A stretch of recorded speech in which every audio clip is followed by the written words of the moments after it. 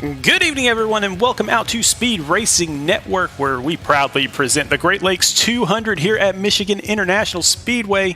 Brandon Domain here with me in the booth. My name is Sean Griffith, and it is week number 13. It's cutoff week, Brandon. It is finally cutoff week, though I say finally because we got to week 13, but it has gone by so fast this season. But regular season finale, we do have plenty of the spots already locked up for our playoff 15 that are going to be our initial group that advances to the playoff, but we still got those three final spots to decide tonight. And at Michigan, it's just a great racetrack that we've seen across all the divisions in SRN, not just this season, but last season. So I am super excited about this one. Yeah, wide open spaces of Michigan International Speedway, so lots of room to maneuver, lots of room to make those moves that you need to make, and hopefully lots of room to get some of these guys that are outside the cut into the cut, or those guys that are already inside the cut to stay in there.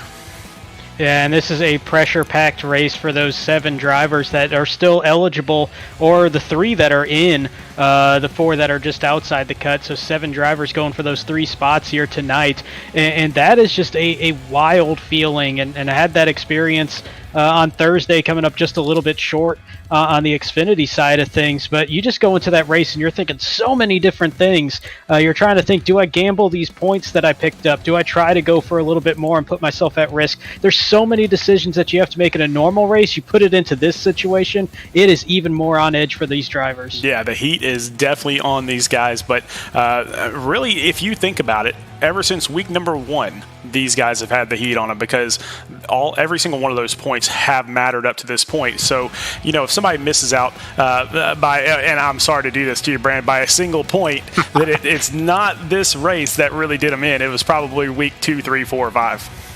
No, absolutely, and that's something that I've talked to a couple people about is, you can drive yourself crazy thinking, it was this moment that set it up, but really just over the course of 13 weeks you just weren't good enough, and that's kind of how you have to look at it if you come up short. And yeah, I was that 1 point short in that 16th position for making the top 15, but it's just the way you got to think about it in the end, and you can drive yourself crazy thinking about all those what ifs with any individual moment, but to make the top 15 after 13 races, it proves who the 13 or the 15 best drivers are in that window of the regular season. Well, you definitely did make a big run for it. But hey, here tonight in the Cup Series, we've got 100 laps to figure this thing out. Now, again, Michigan is a 2-mile track. It is a big track. So 100 laps really goes by sort of quick. Yeah, I mean, it's a big track, but it is a fast one. And on these Cup cars, not going to spend a whole lot of time off the throttle, and even when you are, it's not going to be by a whole lot. So these laps are going to tick away at 38, 39 seconds, maybe into the 40s once we get into the longer stages of a run. But these are going to go by pretty quick, and we also have seen thus far not many cautions here this week. Hopefully we can keep that up tonight and keep this race really moving. Yeah, these drivers are some of the best drivers on iRacing to begin with, but when you have this much space to work with, it should be a relatively clean race. I think grand total, we've had maybe 5 cautions in the first 2 races that we've had here combined, so a lot of room to play, but 20 weeks is how we do this here in the Speed Racing Network Cup Series. The first 13 weeks are the regular season. Again, this is week number 13. It's cutoff time, and so the next 7 weeks are all playoffs, so we're going to have a great time with that, Brandon. Absolutely are, and it's going to be that pressure feeling that all the drivers in real life in NASCAR right now are experiencing, where every 3 races we're going to be cutting that field down by a third in the first round from 15 to 10, or from 16 to 10. We can kind of get into that here, I guess, later.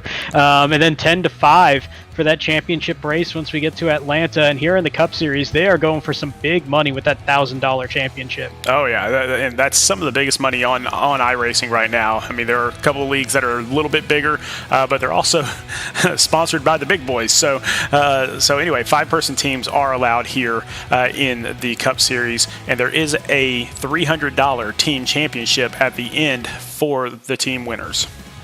And we're going to have a similar layout for the teams that we are for the individuals.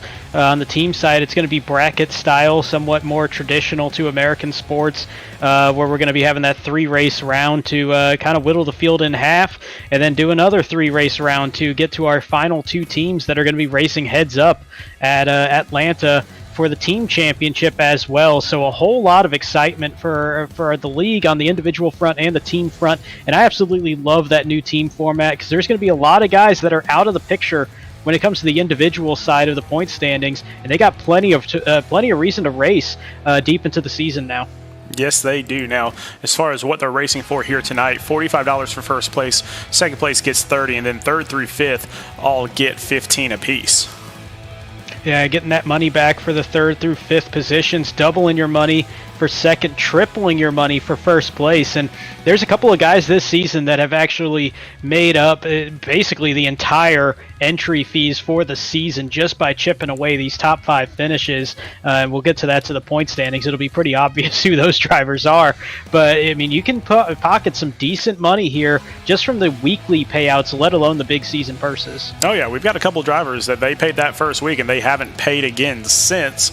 And that's happened in all 3 of our series for a couple of our drivers. So there's definitely money to be made, but the big money, the real money, is here in the season payouts. You'll see the $1,000 first prize there. Second place gets $600, third place gets $350, fourth place gets $200. Yeah, and then just for making that championship 5, you'll be walking away with $125. New this season, adding or extending this out a little bit to 6th, 7th, and 8th, where it's $175 and $50 respectively. Giving those 5 drivers that come up just short a little bit more reason to run hard in that final race and really kind of add to the excitement that comes in that race, as they're going to be going for money. And 6th place is making a third of the season entry fees in that one payout alone. Oh, yeah, they're definitely going to go after some money, and that last week is going to be absolutely insane because we're going to have the team championship on the line in the last week. We're going to have the individual championship on the line in the last week, and we're going to have this 6th, 7th, and 8th place all on the line in the last week as well. So all sorts of stuff. So if you need somebody to help coach you through this and help get you better on the track, Kane Cook is your man. He is the guy to talk to, and all you got to do is go to speedracingnetwork.com and set up your time. And he'll work with you on a bunch of different ways. You can do a one-on-one session, a two-on-one session. You can get your entire team out there and run a session as well. Obviously, the one-on-one probably going to be the most productive for an individual driver, but you can see the stats here. He's got 2 different accounts. Each of them are over 7,000 in I rating. And when you look at the drivers in our league, you know, they're averaging around 3,000 to 3,500, and this is one of the better leagues out there.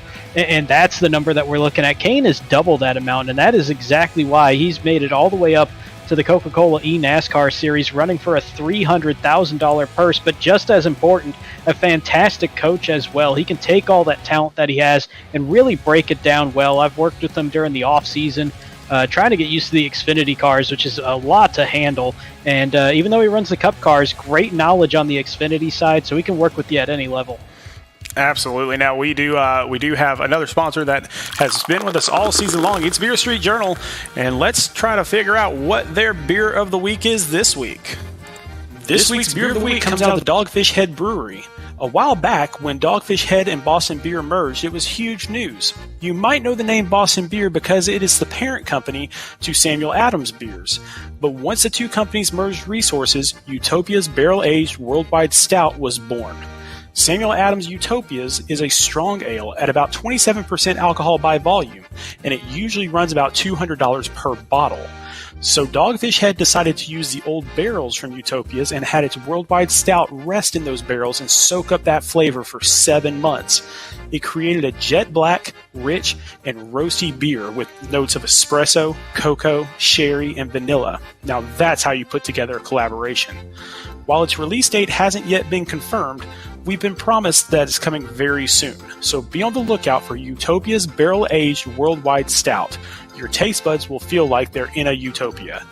The Beer of the Week is brought to you by BeerStreetJournal.com, the leading online publication for craft beer reviews. Go to BeerStreetJournal.com to find your next great beer. And as always, you must be 21 to enjoy, and please drink responsibly. That's right, the Beer Street Journal Beer of the Week, Dogfish Head Brewery, the Utopia's Barrel-Aged Worldwide Stout, and this is a stout beer. Yeah, it's definitely got some power to that one, and I know we've had a lot of the pumpkin style beers here the past few weeks, or beverages of any variety. I know there's been some seltzers and ciders and stuff like that. This is more of what I think of when the weather gets cold, just a good hearty beer. And it's got some punch to it as well. So definitely something I'll keep an eye out for and give it a shot. Definitely. And if you're looking for your next great beer, go to beerstreetjournal.com and you can find that next great beer. A lot of great articles on there. I've learned more about beer in the past 11, 12, 13 weeks than I have in my entire life. So definitely go to beerstreetjournal.com and find that next great beer. But Brandon, it's go time now. This is the best. This is the best week, the most important week of the entire season, especially for those guys in the bottom three. Yeah, the bottom three, plenty to race for tonight. And obviously, you look at Scott Kowal. He's sitting 31 points ahead of both David Duke and Austin Reedy. So not a whole lot of pressure on Scott Kowal. And from the looks of it, he's probably going to be locked in just by starting tonight. But for David Duke and Austin Reedy, the pressure is on in this race because there's a handful of drivers within striking distance. But how about this, though? 12 drivers already locked in before we even got to the regular season finale, which just shows the power that top 12 has had all season. Yeah, I mean, going down that list in the top 12, I mean, you've seen the names all season long because they've been up in the top 5, top 10 all season long. So definitely David Duke and Austin Reedy, they are watching their backs out there because outside the cut, you got Michael Politis back there only 7 points out, Emerson Ardon only 15 points out, Max Service only 16 points out, and John Honeycutt, he's got a tall hill to climb, but you know better than anybody, Brandon, that 21 points isn't that hard. Well, it is hard to make up, but yeah. I mean, you 20 got 20. Hard. Yeah, you made up 20 in one night.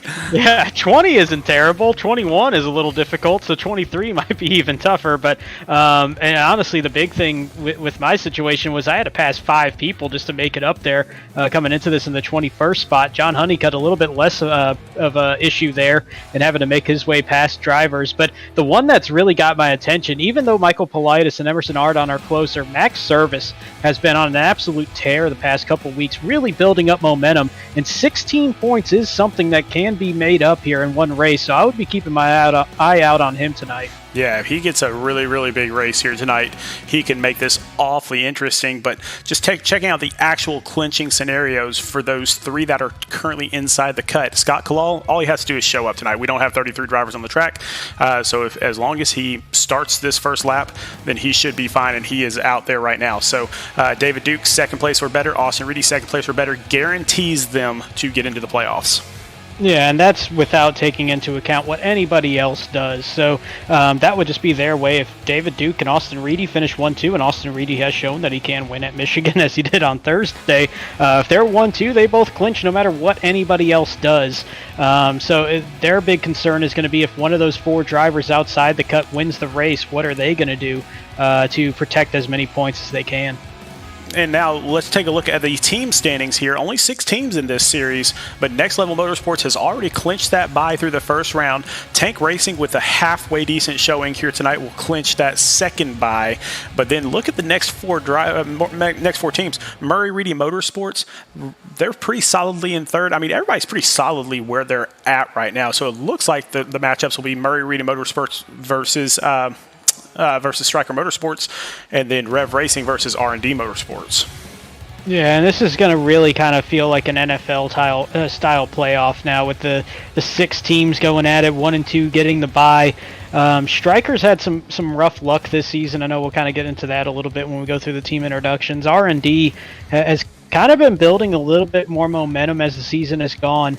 Revved and Murray Reedy Smith Motorsports have been really strong most of the season, but then Tank and Next Level have been unfully intended, just on a next level compared to the rest of the teams, and that is why they're sitting in those top 2 spots, getting that bye going into the playoff. Well, you know, one of the things that's going on in those teams is the fact that most of those teams don't have all 5 drivers, but let's go and check out every single one of these teams with our team introductions, and we'll start off with the current leaders, Next Level Motorsports.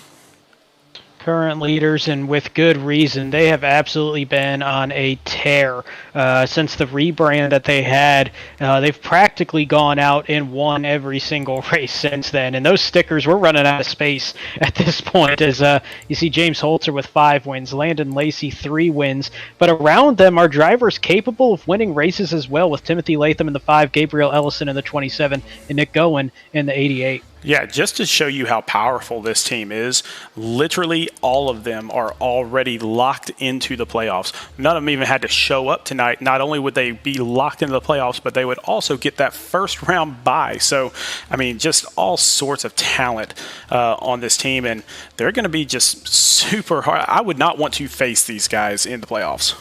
Not at all, and a lot of the numbers kind of have that Hendrick Motorsports vibe with the 5, the 24, the 88. They have definitely felt like Hendrick Motorsports this season out here for us at the SRN side of the Cup Series. Well, next up, let's talk about Tank Racing, because even though Next Level has completely dominated this thing, Tank has really not gone away, and they've got, out of everybody else, I mean, the reason they're second is because they've got the second most talent out there throughout the entire regular season. Take a look at this list. No wins, but that's coming. And they have been just uber consistent this season, too. And you really look at Joshua Balliet, Reese Schaefer, Seth Berger. They have come onto the scene and just really been impressive, consistently inside the top 10 week in and week out. Emerson Arden and Max Service, as the season has gone on, have gotten stronger and stronger, and they're now sitting in top 15 every single race, if not contending for a top 10. So this team, once we get to the playoffs, they could be a solid contender to possibly knock off Next Level. Next up, we got Murray Reedy this is Murray Reedy Motorsports. I'm messing up their name constantly, so I apologize for that. But again, the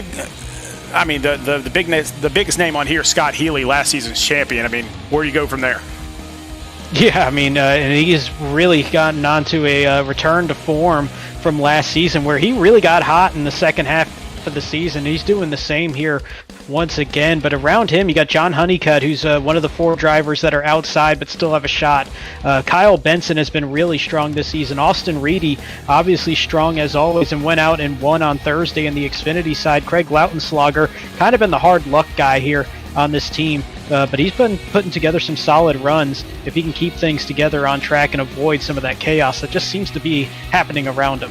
Now, I know that Scott Healy won't be here tonight. I'm looking, and there's only one Murray Reedy Motorsports driver out there, and that's Austin Reedy. So right now, and that, again, John Honeycutt is still eligible for the playoffs. It doesn't look like he'll be here tonight, but we'll move on to Revved Racing. And again, this is another team with only 3 drivers on it, but they're still sitting right here in 4th position. And 3 drivers, you can still make it work every week, because we do allow the top 3 scoring drivers from each team. It just makes that margin of error real thin for these guys, as you got the 9 of Byron McDonald, the 23 of Scott Kalal, and the 73 of Dalton Tucker. They've all had good speed this season. Dalton Tucker's been really impressive this season, getting a few top 5s out there, really contending for podium spots pretty consistently as well. Next up, we got R&D Motorsports, and this is a team that's led by David Duke, and they've got Jordan Sailors out there with them as well. And so they only have 3 drivers also, and so Joshua Siegfried is that 3rd driver there. So they are definitely behind the 8 ball, but right now David Duke fighting for his playoff life.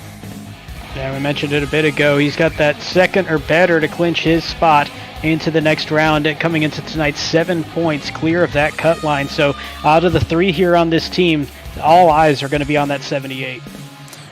And the last team out there, Stryker Motorsports, they are in 6th place, but a lot of the reason for that is just they haven't been consistent with showing up at the races. Right now, only Raul Meza is out there on the track for Stryker Motorsports, so only one of these 4 drivers there.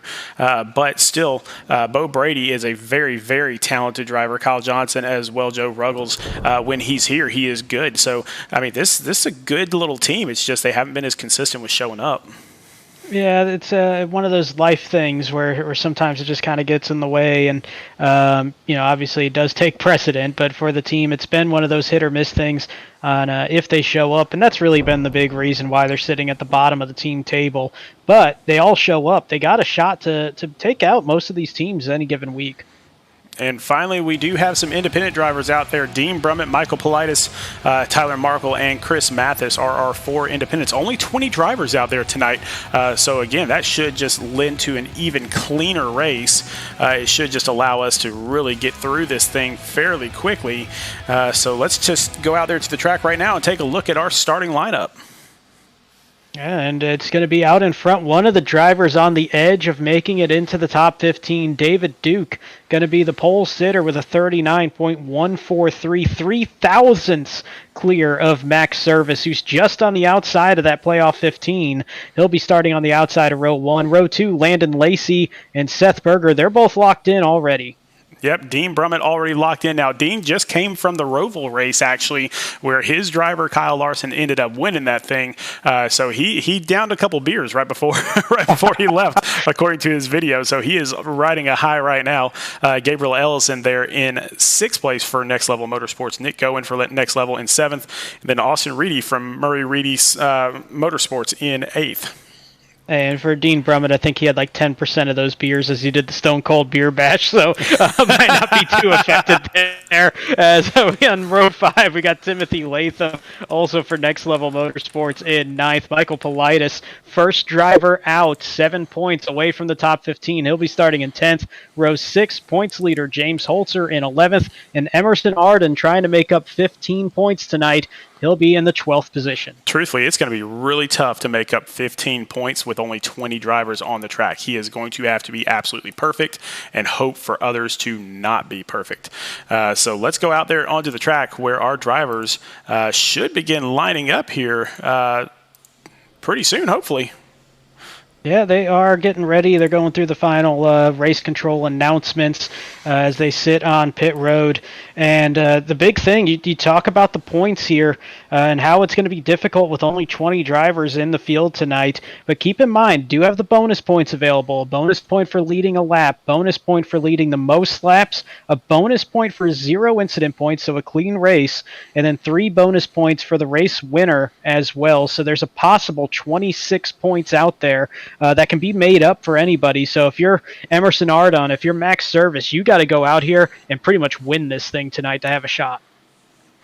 Well, as they are coming off pit road, I am going to give you that all-important first pick. Who you got tonight? Well, I want to be dramatic and say I'm going to go with somebody that's on the outside looking in and try to make that big jump. And yes, I do think Max Service has a lot of momentum on his side, but somebody else I'm looking for to have a breakthrough this season has been getting hot as of late, and that's Gabriel Ellison, who's going to be starting in the 6th position, finished 5th at this race last season. Just such a clean driver, really good on long runs. He's due for a win this season. I think it comes tonight. You know, I'm going to go up a couple of positions from you. I'm going to go with Seth Berger. And the reason I'm going with Seth Berger is I've heard it on good authority that he was actually racing at Michigan International Speedway in real life just yesterday. So, hey, you've got some real life experience. I'm gonna go with you, buddy. Yeah, that's not a bad way to get a little extra practice out there and really feel the racetrack running around there. I'm not sure, how fast he was able to go around there. Didn't quite hear that part of it, but definitely getting that real life experience. And he's been good as of late and really all season long. But he's really had some strong runs here lately. Well, iRacing costs a lot less than actually getting out there on the racetrack, but let's see if he learned anything from his time around there as David Duke is going to bring us to our green flag, and they are off. David Duke on the inside, Max Service on the outside. And this is going to be an interesting race for both of those drivers. They know that they have to go here tonight, and with all that pressure, you want to have that adrenaline, and you want to just be out in front the entire way. But if you push it too hard, too early, that could put you in danger as we get about 20 laps in, 15 laps in even, on these tires on a track where you can almost go full throttle all the way around. You got to save those tires a little bit to make sure you hang on to that grip, so don't get baited into thinking that you have to lead every single lap tonight. And David Duke is not getting baited by that. He's starting to fall back already, staying on the inside line where everyone else is gathering on the outside.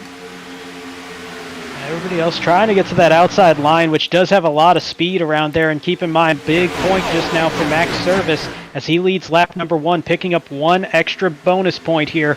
And he's going to be running on that inside line, which is going to save the tires a little bit, though it is a tad slower around there because it is a little bit less banked and a little bit less stable.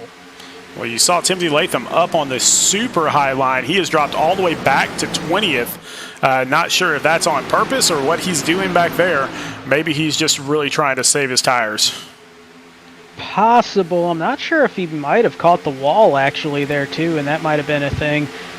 Taking a look at that number 5 car. He did. Yeah, he's got some damage, so he did catch the wall just a bit there, trying to run that high line, and it's really easy to do, especially on cold tires. You just don't have the grip in them to really hang on to a line as well as you want. And if you're used to it in practice, running that high line, but you did it with worn tires, sometimes you just forget, like, oh, tires are cold, I'm not going to have that grip, and you just kind of catch the wall just that little bit. Well, Max Service leads this thing, and he needs to lead this thing as Seth Berger, his teammate, comes up into 2nd position, and now James Holzer has moved all the way back to 19th position. And so the next level guys are not really putting on a show just yet, but it's always the end of the race that they put on the show. And there's a big factor that they could be considering, too, as this is about a 100-lap race. You can get about 32 to 35 laps on fuel. So if you're out in front, you're going full throttle the entire way around here, you're going to be close to needing an additional pit stop if this race goes green all the way through. So by dropping back, kind of using the draft, you don't have to necessarily be full throttle like everybody else. Save that fuel, and you might have 1 fewer pit stop at the end of this race. Well, now our top, basically everybody has lined up. Raul Meza spinning on the track. Had one go upside down into the grass, it looked like. And he is, it looks like Scott Kalal. Yeah, Scott Kalal is upside down inside the grass. No caution yet.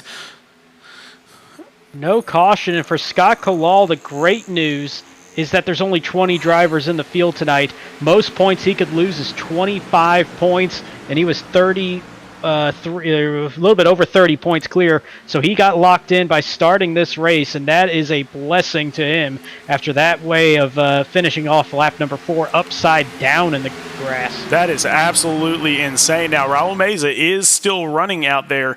He is severely damaged, and here comes the lead pack sort of close behind him, so they're only about a quarter lap behind, so they will catch him very, very quickly. But Max Service still leads the way here, as we were for a brief moment there 3 wide, and now Landon Lacey and Dean Brummett almost get into each other. And that threw Michael Politis all the way down to the apron on the back straightaway, as not sure if Dean got loose or was just trying to keep it off the wall, or he just kind of misjudged where everybody was. But they're starting to get spread back out single file mostly once again, still side by side with Politis and Lacey. Lacey running the pink colors here instead of the usual blue, black, and white that he has, as a lot of drivers with pink on their car some way for Breast Cancer Awareness Month. Always cool to see that with a lot of the drivers out here.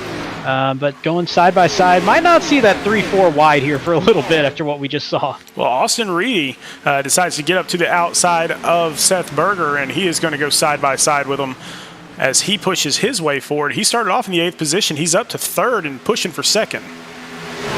And he got good experience, and yeah, the Xfinity cars are going to handle way different than the Cup cars do.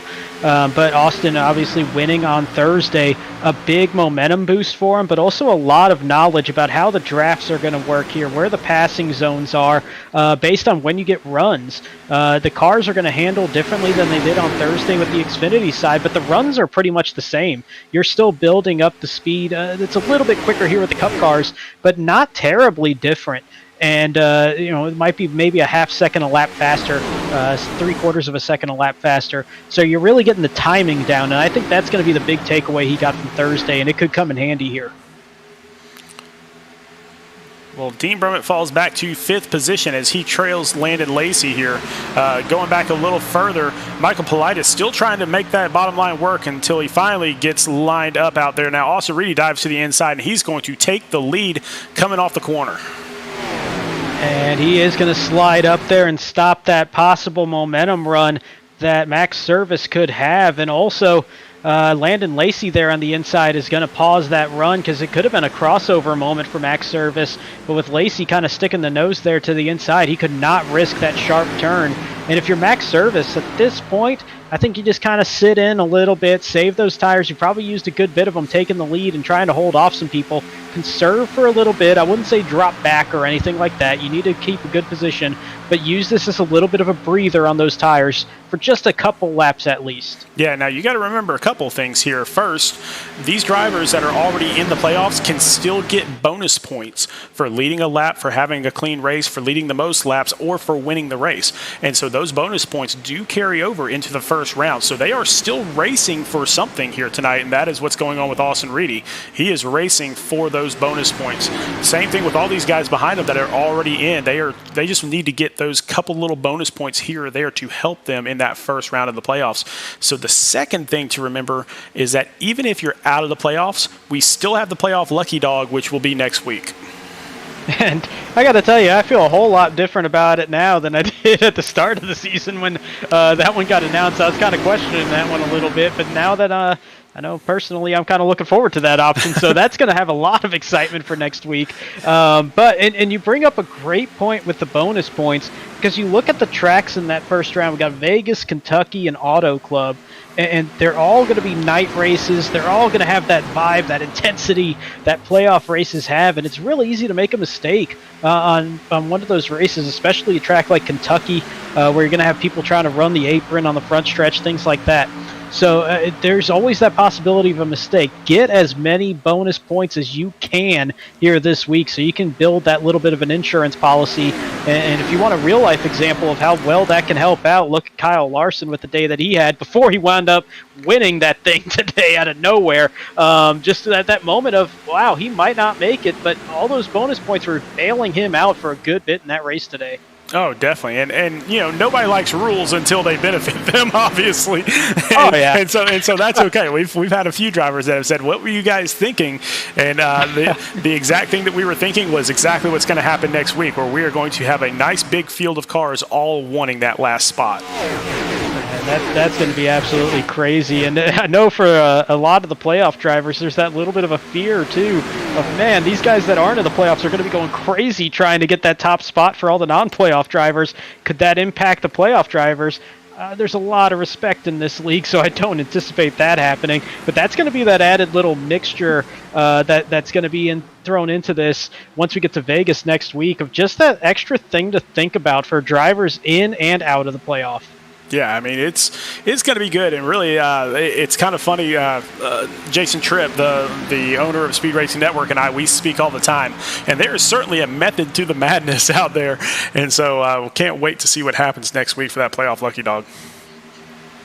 Well, I'm definitely nervous about it, but excited to have that opportunity to probably possibly sneak my way in there. And oh wow, we had I think that's Byron McDonald in the back that got real sideways coming off of turn 2. Holds on to it though. Looks like he might be having a bit of a handful though with that car, as he's kind of falling off about a second and a third away from Timothy Latham, who's going to be just ahead of him. Doesn't look like there's any damage, clean, so he's kept it. Yeah, he's kept it off the wall. Just seems like maybe the handling might be a little bit tough for him here at the moment. But up in front, Austin Reedy putting Raul Meza another lap down. Saw him on the apron, but Austin Reedy, once he's gotten out in front, has looked real comfortable. Yeah, and he is just going to try to get as many of these laps led as possible. He wants that one extra bonus point, because we have seen what I'm not talking about you this time, Brandon, I promise, but last season in the playoffs, where one bonus point is all it took to advance somebody through the playoffs. And also we saw a few ties happen last season with the playoff, and in the truck side we saw a championship 6 instead of a championship 5 because of the way that things worked out. So every single point will matter, and that's something where I think Max Service, all right, he's let Austin lead this a good bit. Might be time to kind of wake those tires back up and try to hang on to possibly getting that extra bonus point. for leading the most laps. It's still early, but it's something you got to think about because they're about level now in laps led. And we're going to keep on with this battle up at the front as everyone has lined up completely and totally. That's something that we heard all week long, was that this place turns into a single line race.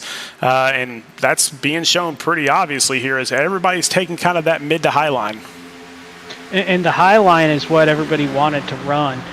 You can use the inside line, and it'll look like you're making a pass, as Max Service is going to do that here. And this might be a great example. You can get a lot of momentum into the inside line, but the problem is going to be right here. You get to the back end of it, and that outside line has so much more momentum coming off it, just carries so much speed around the outside of that turn. And you can see the difference. Landon Lacey getting by Max Service now because of that outside line, just having so much more momentum.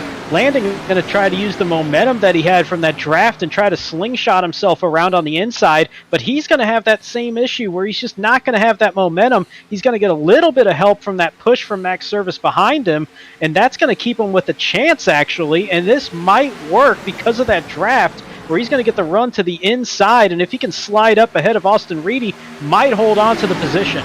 Yeah, you just got to have a teammate for the most part there. And Landon Lacey just got a great push from Max Service there. Not teammates, but they work together really well there as Landon Lacey will now take the lead and get that bonus point as well. And he's going to have to lead this one to get that bonus point. It was still Austin Reedy by 5/1000ths of a second last time, but now Landon Lacey will pick up that bonus point, so he'll lead for the first time tonight. Third different race leader at the stripe for the conclusion of a lap, but Austin Reedy getting right back to that back bumper. And now they're starting to spread out a little bit towards the back here. As you got Reese Schaefer up on the top side, you got Michael Politis down low, and then now we've got 2x2 racing basically from 9th place back. And we're getting to that point where the tires are starting to wear out a little bit, so this is going to be the time where the people that were conserving those tires are going to start to get a little bit of that momentum built up where they can carry some more speed through the turns, and these passes are going to happen just because they got some fresher tires compared to the drivers that have been a little bit more aggressive here at the start, especially if you've been riding that high line the entire time. It's a lot faster, there's a lot more grip up there, but that grip also kind of eats the tires up just a little bit more than that inside line. And Landon Lacey starting to pull away a little bit, and I'm not sure if this is him saving tires or if this is just him gunning it now that we're about 20 laps into this thing. Well, and I think part of it, too, was Austin Reedy had a run at one point, decided not to take it. I think that kind of lost a little bit of momentum. Gabriel Ellison has kind of been a little bit threatening there for that one car for the second spot as well. So I think that's been a little bit of mirror driving for Austin Reedy, trying to keep that 27 behind him, because the last thing you want to see, and we've seen it all season long, is to let next level teammates out in front together, because they can really start controlling races when they do that. And you can see, Landon gets right up against the wall, almost touches it twice, but he is still keeping that thing forward. And now you got Gabriel Ellison going down to the inside of Austin Reedy, and he's going to try to make that move. Now, he's not going to have the help that Landon Lacey had, but he did have a huge run down the backstretch, just the way that they lined up, and he can use that draft against Austin Reedy that he had. Tight. Getting real close to that front bumper, but he's going to squeeze in there in line and take that second position away. And here we go again, next level teammates 1-2, and see if they can have the same luck that they've had all season when it comes to controlling a race with multiple cars up front. I am absolutely amazed that they made it through there all together, because that was a very, very tight squeeze. Very tight, and I'm guessing that means that Gabriel either has amazing sense of where cars are, or he's got a live spotter in his ear. There's a difference that people can have. For those not familiar with iRacing that are watching tonight, you can have an automated spotter. iRacing has one that uses sensors basically that says like, hey, there's a car on the outside. If it's on the outside, there's a little bit of a uncertain delay there though. There's other programs that can offer that, or you can have somebody spot for you live. and they're watching the race, they're watching your car, and they can communicate with you immediately. They can judge the runs, things like that. The way that he slid in there, I'm guessing Gabriel has a live spotter. If not, that was the best judgment I've seen a driver have in iRacing in a long time. Landon Lacey still maintains this lead as we are getting closer and closer to green flag pit stops. But David Duke, who started this race on the pole, has moved right back up into third, so he is pushing his way forward. His car is starting to come alive. And we talked about that early, how he kind of dropped back right out of the gate, and it looked like he was conserving his tires. And I'm assuming basically with how he's making his way back through the field, that is exactly what he was doing, was conserving those tires. And they are starting to show up as everybody else starts to fade. Those fresher tires really start taking control, and it just gives you that little extra speed because you can hold a line a little bit stronger, you can stay in the throttle a little bit longer, and it just gives you that more confidence that you can make a pass no matter what line you're in. And Austin Reedy thought about going to the bottom side there and then decided just let's get in line here as we get closer to these pit stops. But Landon Lacey still leads this thing over his teammate, Gabriel Ellison. And this is one of those races now, and Michigan Auto Club, they both kind of work with this package that we have for the Cup cars, and we also saw it for the trucks. So momentum-based around here, and it almost plays out like a super speedway, like a Daytona or a Talladega, where you kind of get lined up, and everybody just kind of works together in this draft for a bit. It's a big momentum run style of race. There's a lot more handling involved, obviously, and it's less draft sensitive. But the style of racing is somewhat similar. You just won't see that 3 wide all the time. As David Duke taking a look to the inside, he's got a great run going into turn 1. He might be able to make this pass, but there's that outside line for Gabriel Ellison. Has nobody really helping David Duke on the inside, but that momentum he had going into 1 is going to be enough as he's going to make that pass on the inside.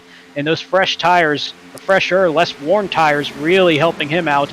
And that 78 on our screen, but the 00 car, as he's running the Breast Cancer Awareness Month paint scheme, is out in the second position now.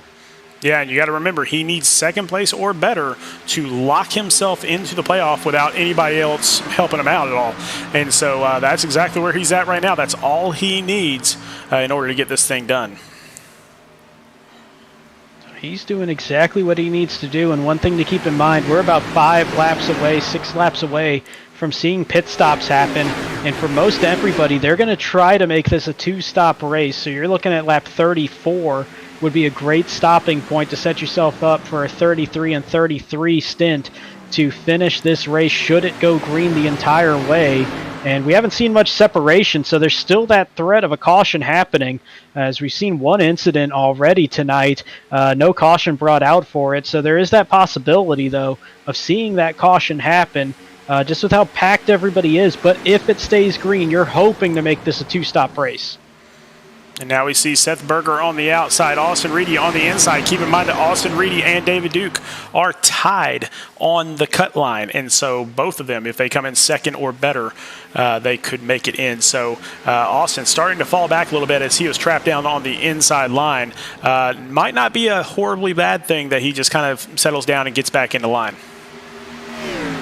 And when you're stuck on the inside like Austin Reedy is right now, that's a pretty helpless feeling because you can see everybody lined up on the outside, so you're not even getting help from a draft to possibly push you in front of somebody. So you're just going to be kind of in that free fall position, and it's a little bit less stable on the inside, especially if you're underneath that seam that he's running on right now. It's just kind of a little bit shakier, a little bit flatter than the rest of the turn. Oh, contact there with the 17 of Reese Schaefer. Dean Brummett going to dive down to the inside, possibly just trying to avoid anything if it did develop, but everybody keeping it together, and a great job. And that's going to actually give a window for Austin Reedy to jump back in line. Yeah, out there in the chat, Going Dark says that Scotty Otti, who is our defending champion, Scott Healy, on vacation right now. He's not really on vacation. He just went to the Revved race today and was not able to make it back in time for this race. And so, he was already locked into the playoffs. So not really missing too much right now, except for those couple bonus points that he could have gotten. Yeah, and he's got plenty of momentum, at least in his side here after the past few weeks, running real well. the last few races. So no harm, no foul, really, aside from possibly some bonus points there for Scott. And that's honestly why we have such a small field tonight, I think. It's just there's a lot of drivers from the Carolinas taking that opportunity to go out to the Roval, just the way the scheduling works. And I think a lot of those drivers that were already locked in or already knocked out of things just decided, you know what, let's go check out the race in person today. Yeah, definitely. I know a lot of the drivers are from there, but also our co-broadcaster Greg Olenek, he is from that area and he was at the race, so that is why you are listening to my gorgeous vocals tonight instead of his. Yeah, he had a good time today. I know there's a lot of Larson fans in the group, so good night for them as they get to celebrate a bit. But just to see an interesting race with how that played out today. So they got to see some drama there on the Roval. But we got plenty of drama still here at Michigan as well as we get closer and closer to that first green flag pit stop. And still got plenty to decide when it comes to those final playoff spots. Yeah, we were talking a little bit earlier about James Holzer falling all the way back to about 19th position. Well, he has worked his way all the way back up to 11th. Timothy Latham has worked his way all the way back up to 14th. So they are not out of this by any stretch of the imagination. No, and I think they're really just saving those tires and just kind of feeling it out. This is almost a educational stint on this opening set of tires and this opening fuel run, just seeing how everything was going to react. And we're starting to see some driver chat showing up about pit stops about to start. And here we go, Landon Lacey, David Duke, they're both going to dive down to pit road on lap 32 onto 33. So they're going to be cutting it somewhat close to make this a two-stop race the rest of the way. Yeah, Austin Reedy, Byron McDonald as well. Byron almost a lap down. Actually, he is a lap down. So all of them pitting all together. I think I saw that Byron had some damage there. Yeah, he did have some pretty good damage to the front of that race car.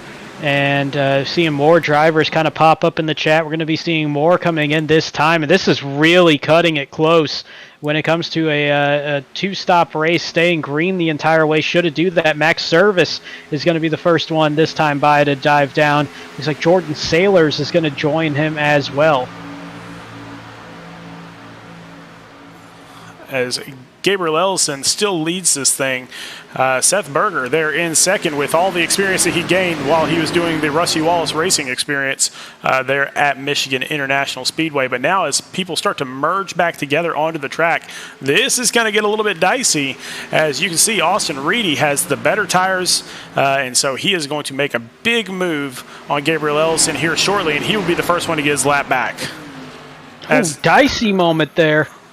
As I think it was Seth Berger was trying to get into position where he can make his way to pit road, as does Gabriel Ellison. And Dean Brummett gets into him. Yeah, we got contact. Dean Brummett around on pit road, and he's going to turn and try to straighten it out. Michael Polite is going to do a great job avoiding him, and it looks like just that hot entry onto pit road, different speeds for different cars, and it caught Dean Brummett this time. Nick Gowen coming around, and he is going to get that bonus point provided he stays out onto the racetrack. And then you've got James Holzer right behind him, just kind of hoping that Nick goes into the pits so that he can lead a lap and get another bonus point as he is leading the league drastically. And Gowen did lead last time by. He'll come down this time, as does the points leader, James Holzer. So this is going to cycle back around, it should at least, to Gabriel Ellison, though Austin Reedy making that charge as he's still up on the track. And he will take the lead. So Austin Reedy going to cycle back out in front. It'll be Landon Lacey in second, David Duke in third. And because of that undercut, we're going to see this field spread out just a little bit.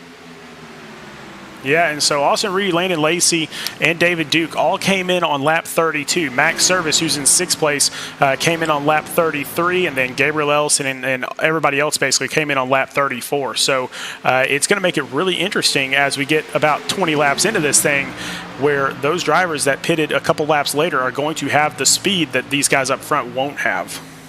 And it's going to take a couple laps for that to surface because they still have the fresh tires for that original group that pitted on lap 32, 33. So they'll still be quick. They won't have that much of a deficit, but it's going to be about 8 laps, 10 laps in. There's going to be a couple laps where you're going to see these guys that just came in the last time by that are going to start reeling these guys in just that little bit because of the difference in how those tires are going to be wearing. Well, Austin Reedy leading the way here, and he is just racking up those led laps, and that is exactly what he wants to do. He just needs that one extra most laps led bonus point to help him out. That would be a big help for Austin Reedy, trying to hold off Michael Politis, Max Service, Emerson Ardon, and Max Service is in that threatening position for somebody like a David Duke or an Austin Reedy. He's going to have to make up some more points there, and that's going to be tough if they're still sitting in the top 5. But for Max Service, he is in striking range of possibly moving his way into the top 15 and knocking one of these drivers out. Yeah, and that's what's going to – it's so hard with a field this small to make points up. And so I definitely know that Max Service and Emerson Ardon and a couple of those guys that are just below the cut line are kind of rolling their eyes right now, because usually we have 30 drivers out there, and now we only have 20, so there's just a lot less points that they can get. And make it even smaller. We're really down to 19, really 17, because Raul Meza is so far underpowered with the damage that he has. Scott Kalal and Chris Mathis out of the race, so that really limits the amount of points available. But for Max Service, and we talked about the bonus points, if he can keep the car clean tonight, that's a point. If he can lead the most laps, that's a point. If he wins the race, that's 3 extra points. That's 5 right there to make up a 7-point gap. And so really right now where Emerson Ardon is, he is back in 16th position. That would put him out of the playoffs. And I have it on good authority that he is actually going to be out next week anyway. So I think if he did make it into the playoffs, he was going to concede his position to allow somebody to actually get in that could actually make it to those races. So, good on him for doing that. But always enjoy seeing him out there on the racetrack. And one thing I like about Emerson, other than just the obvious being just one of the good personalities out there, is that you can see him getting better and better as each season, as each week goes. And he's a really good road racer, really strong on the super speedways. And I think that you're starting to see the intermediates, the short tracks. It's all starting to come together, and he's developing into a really, really solid driver. Going back up there to the front. And by the way, got somebody in the chat, Rob Yo, saying, I'm not great at math. This would be a 3-stop race. Well, no, if you come in on lap 32, you come in on lap 66 or 67, then you can make it the rest of the way. So that's a 2-stop race if they can conserve the fuel, and that is a massive if. I think you can definitely do it. I mean, we just saw some guys wait till lap 34, 35 to make that stop. But the thing was, a lot of those guys were sitting back in the pack and using the draft and being able to kind of be 90% throttle and still keep up the speed because of the way that the draft was playing out. These guys that pitted on lap 32, lap 33, and are out in front, Landon Macy, Austin Reedy, David Duke, that pitting early was great to kind of get them out in front a little bit more, but the back end of that is what's really going to hurt. It's going to be tough for them to make it on a 2-stop race if it stays green the entire way. They can do it, but it's going to take a lot of work, and it's going to be real dicey for them as opposed to those guys that went 35 laps on that opening run. And now Austin Reedy and David Duke will be fighting over this second position. And again, whichever one of those comes in second or better, then they are locked in automatically, and the other guy is basically on the hot seat. So it is a big, important position between Austin Reedy and David Duke right behind him. And remember what we were talking about at the start of this, though, and how there's so many things to think about in this race, a regular season finale, compared to any other race. One of those things is, all right, if I'm David Duke in this scenario, I'm sitting in third. I know a second place guarantees me this result, and the guy that's up there is also in the same boat. How hard do you want to race for that spot? Because as it stands right now, they're good. They're both in.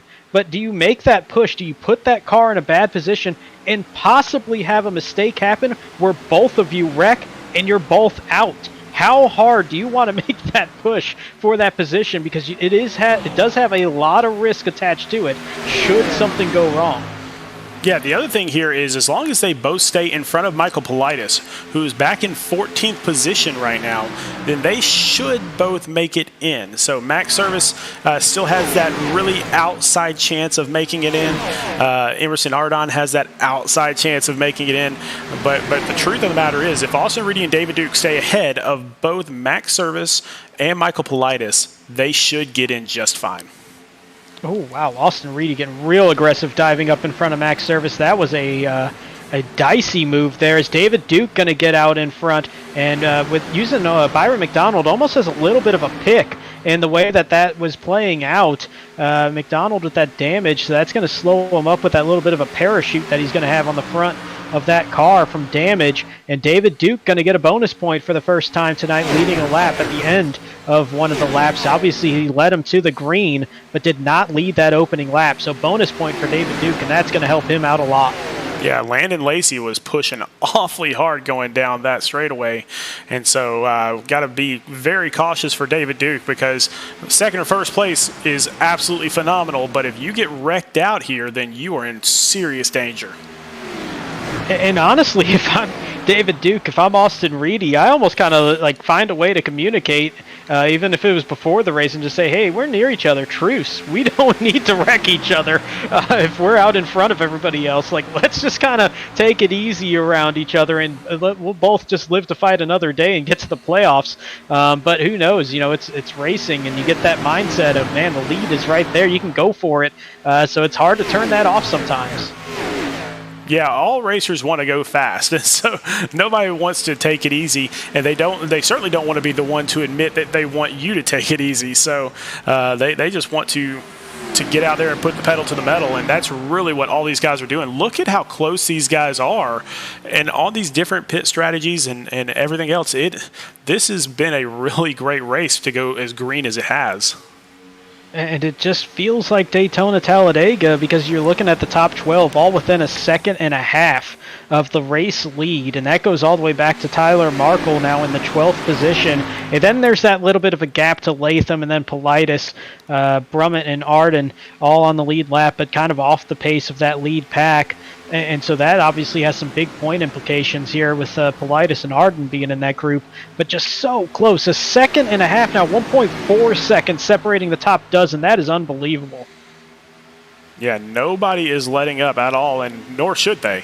But David Duke trying to make his way and stay up front there to get those bonus points. And so really it's going to come down, I think, to who's going to have the most bonus points here in this race. Who's going to get those most laps led? And yeah, that's going to be a big factor. I think as it plays out, it's going to be who can be able to make this race on two stops.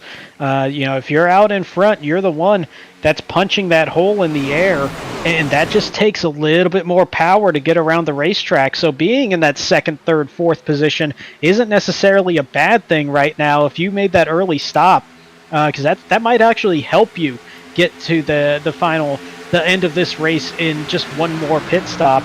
Because if not, you're in big trouble there, because you're going to be sitting a lap back, and that could put you in that 15, 16, 17 range in terms of position. And if you're one of these guys barely in the top 15, that could knock you out of the playoff. Yeah, we haven't talked about Jordan Sailors very much in that Minivan Vacations car. One of David Duke's team members here, and they a couple of weeks ago they were all in this Minivan Vacations car, and it just drove us absolutely crazy. We couldn't figure out who was who. Only one Minivan Vacation car out there tonight. Yeah, he's keeping up with that Rat Pack tradition, as they called him at Talladega, I think it was, where they all had the matching schemes, aside from the roof numbers being a different color. But just that's a cool paint scheme out there. It's definitely not something you see too much on iRacing, is a polka dot paint scheme. But we're seeing that out there. And Jordan Sailors, solid run, sitting around that midfield in that 11th position, just kind of biding his time. He's got a clean race car, and that's going to go a long way in the end. Yep, going up a little ways. You got Nick Goen there on the inside of his teammate James Holzer, and just trying to make the inside work there, and it's just not fast enough. No, and it's really shows on the second half of a tire run. as you're kind of seeing it right about now is when that's going to really take an effect. When the tires are fresh, you can still have enough momentum on the inside to make a pass work, but once they start getting worn out, you just start sliding around a little too much on that inside, and you just can't hang on to the throttle. This is about the point in the run that you start losing that ability to make the inside work, as we're just past halfway in the tire run and also halfway into the race. Yeah, Holzer is starting to make some moves here on those fresher tires. So a couple laps fresher, 3 laps fresher than our leaders, and all of a sudden he is moving up through the field as he is all the way up to 6th position. Yeah, he's got that run on the inside, but there's the big difference. That look at all the momentum on that high line, especially with that pack that's kind of running that single file draft, and that let Seth Berger, even with some damage to the rear of that car, from the pit road incident that happened. And then you also got Joshua Balliet just pushing with that momentum. Now Reese Schaefer going by. Jordan Saylor's starting to go by. Tyler Markle going to follow suit. And that is what happens when you get stuck on the inside and you just can't get that drive off and you can't keep that speed that you want to keep.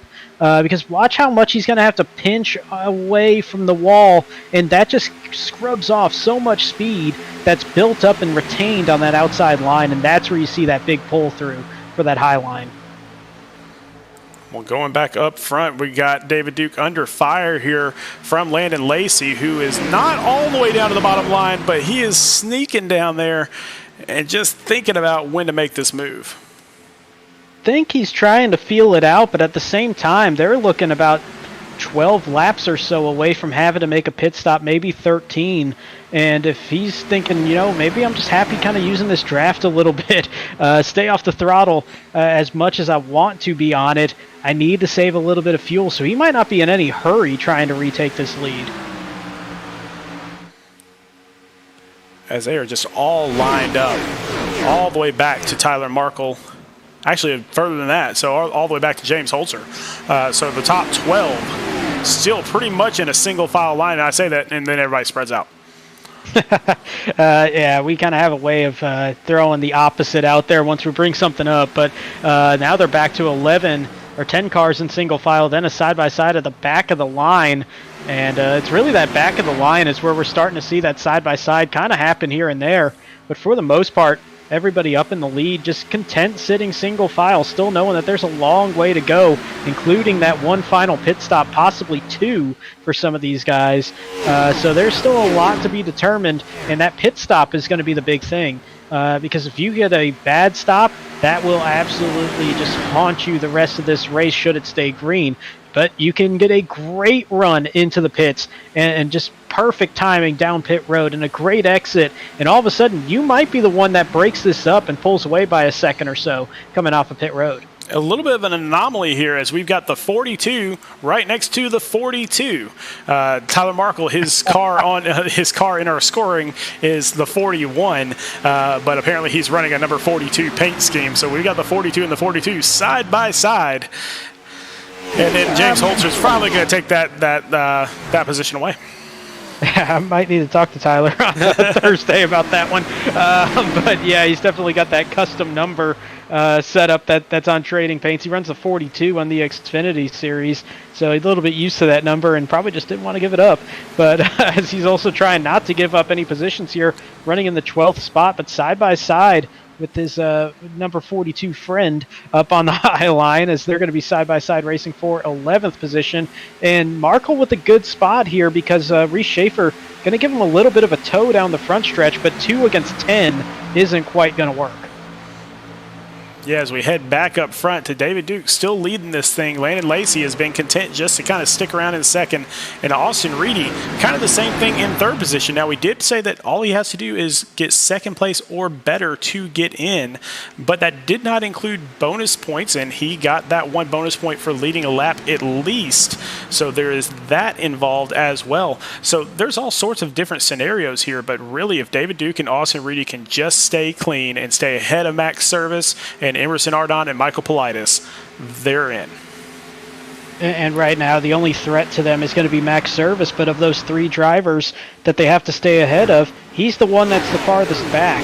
And so he's going to need a lot more help. He's going to need a mistake from either David Duke or Austin Reedy to really have a shot in this, especially with only those 18 positions on track right now that are in the running still, and Raul Meza 11 laps down, so almost 17 positions that are really up for the running. So he's going to need a absolute perfect storm to happen if you're Max Service. If you're David Duke and Austin Reedy at this point, yeah, you're going to go for the win. You're going to try to pick up as many points as you can, especially the bonus points for the playoff, should you get there, should they hang on to that position. But you can almost kind of take a breath right now thinking, all right, not as much pressure as there was at the start of this race, and maybe not nearly as much as they were thinking there was going to be at the start of the week.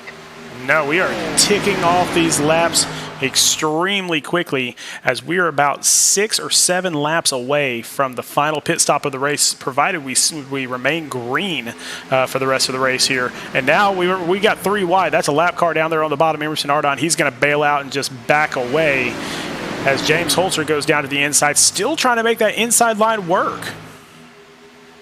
Yeah, still trying to make that inside work, and that is aggressive. But one thing that's going to do is still keep those tires a little bit fresher, even though they're already fresh. Well, Seth Berger turned around, and somehow it's going to be just him. I think Nick Gowen has some damage to the rear of the car, but only the 77 gets turned around, and this is going to get real interesting.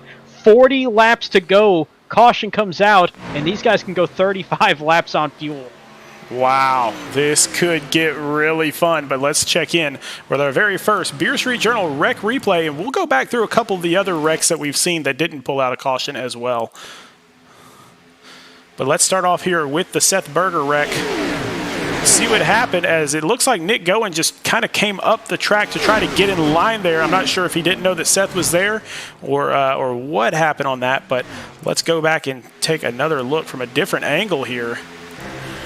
Kind of had the look of Kyle Busch and Chase Elliott at Darlington a year ago, just kind of moving up, and not sure if there may have been netcode or if there was contact. We'll have to get a better look at that, but it looked like Seth Berger kind of was like, all right, he's there, I'm just going to come down a little bit, and just that contact as one went up, one went down, and they weren't quite clear of each other. Yeah, just caught him in the right rear, turned him into the wall, and that sent the 77 to the inside sideways. But that is a rough break for Tank Racing, because not only was it Seth Berger, but I think we saw the 7 and the 17 pick up some damage in this as well. I think the 42 got some damage too. He's already got some damage on the back end, but I think he clipped him. Oh, a little bit.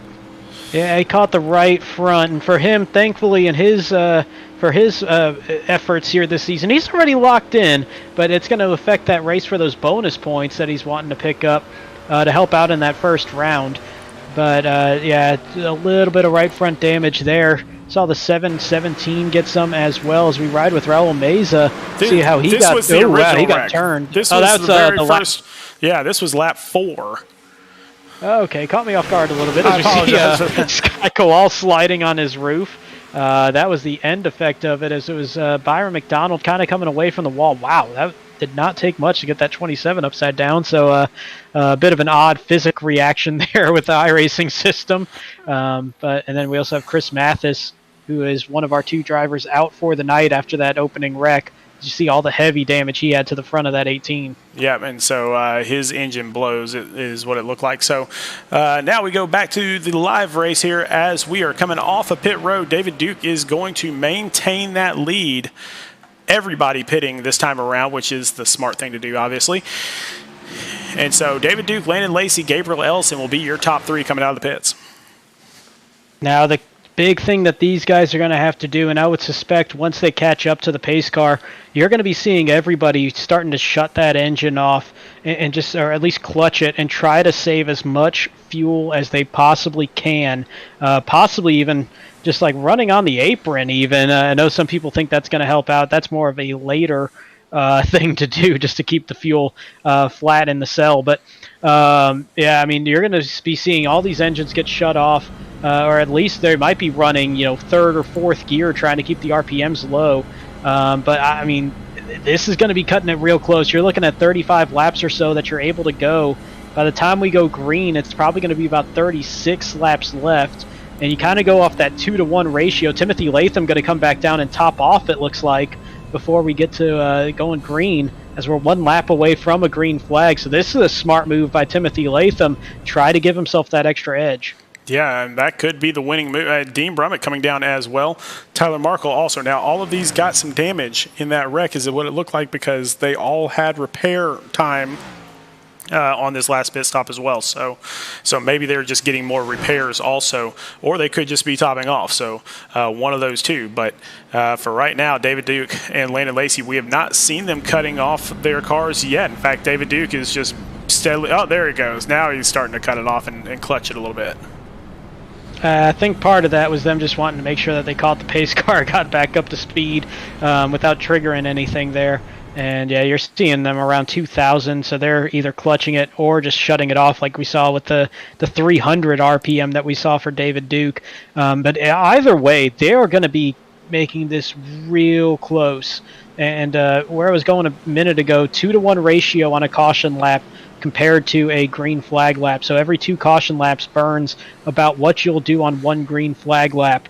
But if we stay green the rest of the way, they might not have enough. And this could be one of those traditional Michigan races where it comes all the way down to fuel mileage on that very last turn. And so if we're thinking about 35 laps of fuel, because that is what the longest, the car that was out there the longest in the first stint, if we're thinking 35 laps, they're still not going to make it. No, you're gonna have to save, and that is a position that you don't want to be in if you're one of these guys trying to get into that playoff 15, and you're on the verge of it or you're barely in it. That is a real uncomfortable situation to think, oh man, I gotta start backing off the throttle at the start-finish line or anything like that, trying to conserve that extra couple laps of fuel. That's a tough decision to force yourself to make. You see Landon Lacey get out in front, but David Duke going to come right back to the inside. We talk about how you have the struggle on the inside, but on fresh tires, you can be much more aggressive. Contact from Landon Lacey, and it's going to be David Duke keeping it straight and off the wall. Great save from David Duke after that contact. Now David Duke will have that high line, but this early in the run, Landon Lacey might get a good run on the bottom. He very well could, but man, we just saw a playoff-saving save there from David Duke, as he's going to hold on to the second position and get right back behind Landon Lacey, and they're going to start to pull away just a little bit from Max Service, or at least Landon Lacey was. Now Max Service pulling right up to the back bumper of David Duke. And now Landon Lacey's starting to move away a little bit, as these 3 drivers, the ones that are really fighting over the playoff entry, that final playoff spot, are right next to each other. This could be the danger zone there. Oh, one name we haven't mentioned a whole lot has emerged, and that's in that 6th position in that red 8 car. Michael Politis, the closest to moving his way in, as he was just 7 points out. He was riding around that 13, 14, 15 position all race. Here he is up in 6th, and that is a clean-looking race car right now. Yeah, and clean is fast here at Michigan International Speedway.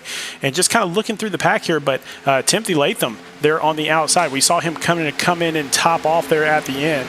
So we'll see what's going on. And that could be the thing. If we start seeing everybody drop out, should this stay green the entire way, that's going to be the difference, I think, where he's going to get at least one more lap. Is it going to be enough to get him all the way to the finish line is another story. But I think right now you might be seeing that there's going to be some guys thinking, I might just come in and top off with 10 laps to go, something like that. If they start spreading themselves out and thinking it's going to be faster than trying to be in super conserving mode and possibly running out of fuel. This is going to be an interesting debate if this stays green for the final third of this race. Yeah, but at what point do you come in and top off? Do you come in right now when you know you're inside that pit window, or do you wait and see if anything else happens on the track and then come in around lap 90? Yeah, I mean, you got to wait till later on, but you also got to just pay attention to how the race is going. Not to bring myself into this, but on Thursday kind of had that similar decision to make. Was one of the guys that went the longest on the first run, and that second run, it was, all right, we're in the fuel window. Do I get the fresher tires and keep the speed, or do I try to stay out there as much as possible and just try to get that caution to come out? And one of the things we kind of noticed was, the field is spread out, but once those pit stops started, we saw so many hairy moments on the racetrack with the fresh tires closing in on the worn tires, and it was like, all right, let's just stay out and see if a caution happens, and the caution did happen, and it went a long way. I think if they stay bunched up like this, you stay out there until the last possible second, or until you know, like, hey, 5 laps to go, I'm not going to make it, I only got 3 laps of fuel, come in, try to make that run at the end, and make sure that you're not going to stop. But if they kind of start spreading out and you don't think that caution's coming, that's when you start thinking 10 laps, 15 laps to go. All right, maybe I'll take that shot. Well, I know that Dean Brummett and Tyler Markle both came in under that caution on that last lap of caution just to top off their fuel. Now, Timothy Latham took a full pit stop on that, so new tires, new fuel, everything. But Dean Brummett, Tyler Markle, I think if I'm them, I'm in super fuel conserve mode, and I just ride this thing out because Tyler Markle has nothing to lose here. He's in the Xfinity Series. He's got nothing to lose here in this series at all. Dean Brummett already locked into the playoffs, so this could be one of those times where, lock it down, don't go above a certain number of RPMs, and just ride it out to the end and see what happens. And they're in the perfect position to do that, sitting near the back of this line. They can kind of just use the draft to keep them up to speed. They're still sitting within a couple seconds of the race lead, and part of that is they can do that going 85% throttle and really conserving fuel just because the air is going to be pulling them to a faster pace because they're not going to have to punch that hole in the air. They can use less throttle, less fuel to achieve that speed, as opposed to a Landon Lacey who's having to be the one that punches the original hole in the air, and it's so much more power that you got to use, so much more fuel when you do that. He's going to be the one that's in trouble because he's leading the race. You always want to be leading, but then there's those weird scenarios that come to mind, and this is one of them where you don't necessarily want to be the leader at this point if it stays green the rest of the way, because it's going to set him up where I don't think he's going to be able to make it. Yeah, and then, the next question after that is, do you come in and take a full stop on the off chance that there is a caution? There's so many scenarios that could happen here, and we're not going to know which one is the right one until we get to the very, very end, which we are 28 laps away from. Yeah, and I know Greg and I kind of had that moment on Wednesday when we were looking at the JBR trucks and going on this off-kilter strategy from everybody else, and we just said, you know what? The pit strategy that they've chosen has worked, so we're not going to question it at this point in the season. All season long, they've made the right move, and some people just have a knack for being able to read the race and knowing what to do and when to do it. And there's certain drivers that can do it, and some drivers that just kind of misread it or just get unlucky with the way that things happen. So it's going to be real interesting to see what happens. I know personally, if it's me in this race playing out how it is, I would probably just go splash and go. The tire fall off is there, but it's not so significant that I think you would want to risk, if you got 5-8 laps to go, you would want to risk the extra 8 seconds or so on pit road. You can see nobody's really making strong moves right now. I think they're just kind of waiting for this thing to sort out. But this has happened before in a race here in the Cup Series where everybody was just waiting on the caution to come, and the caution never comes. Yeah, we had that at Talladega even. That's right. There were a lot of people that were just like, man, we were riding in the back just waiting on it, and it never happened, and we wound up finishing 30th. It's a frustrating moment, but again, it just comes down to, can you read the race? Do you know what's going on? If you have somebody that's spotting for you and acting as a bit of a crew chief, that helps. It's just a whole lot of different things that have to go into this. And, oh, by the way, you got to drive a car at the same time. So it's a lot on the plate of these drivers, and it's a whole lot to be thinking about as you're going 190, 200 miles an hour around this track. Max Service here in second, doing absolutely everything he can do to make up those points. But as long as David Duke and Austin Reedy are there in third and fourth, it is going to be awfully tough for him to catch up. It's a tall task, and I think that right now, as this race is playing out, he's kind of put in an awkward position because you got to stay ahead of these guys to have a shot. You got to at least try to contend for the win. And Landon Lacey's out there pulling these guys ahead at maybe a quicker pace than they might want to make it the rest of the way on fuel. But then you're looking at the guys sitting 4th, 5th, 6th. Reedy, Ellison, and Politis. They're kind of in a better position. They're just sitting back a little bit. They're not using as much fuel. Getting around there, kind of biding their time in that draft, and that could make it real interesting. Say they do enough to conserve and make it the rest of the way, and these 3 drivers up front are burning too much fuel and they don't make it, that puts David Duke in huge danger of possibly dropping out of the playoffs if Michael Politis is able to make it. Ooh, David Duke right on the tail of Max Service. A little bit of a wiggle there from Max Service, and David Duke goes to the inside to try to make this pass. Tire's still fresh enough. He should be able to make that work on the inside, especially with that little bit of lost momentum going into turn 1 for Max Service, and that is going to be the pass there. Oh, Max Service around. Can he keep it off the inside wall? He will. Caution out on the racetrack. Wow. Whoa. Well, there goes the whole fuel strategy deal. Yeah, everything we've been talking about for 12 laps is now out the window. Everybody's going to be able to make it now, as everybody's going to get that opportunity to come down pit road. And that might be a moment that keeps Max Service alive, though. Yes, he's got damage. As we go check out a Beer Street Journal rec replay for the 2nd time tonight, he does have damage from that wall on the outside, but keeping it off the inside wall is keeping him alive in this race. As you see that contact, picks up some rear damage as well. But, man, what a save to keep that off the inside wall. He's going to fall back, but he's still alive in this race for the playoff. And the next question is, who's at fault for this? I mean, that's just racing. It's, you know, obviously if you look at it, Max Service is up against the wall. He's got nowhere he can go.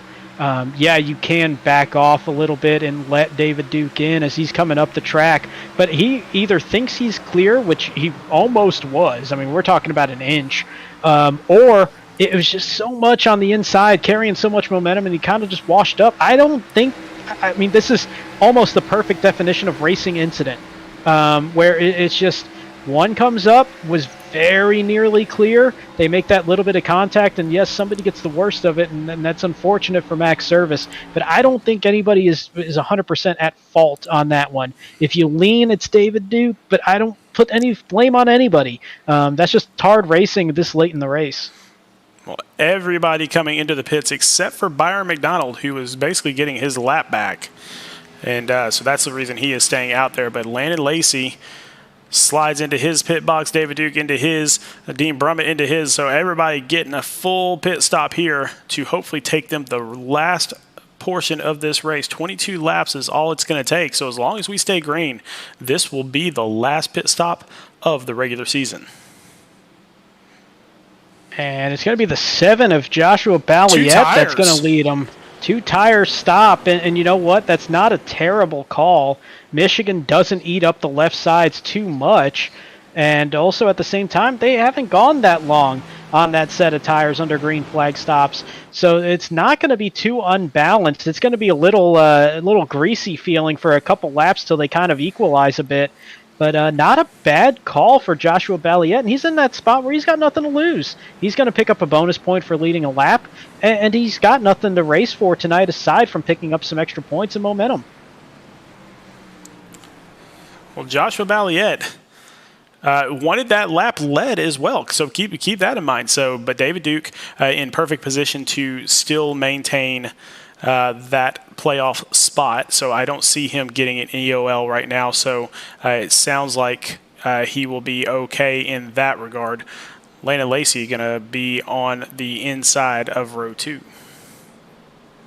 And checking back in on Max Service, he's going to come out in the 14th position. Still very much alive in this thing. You can work your way through. He spent a little extra time on pit road to clean up as much damage as he could.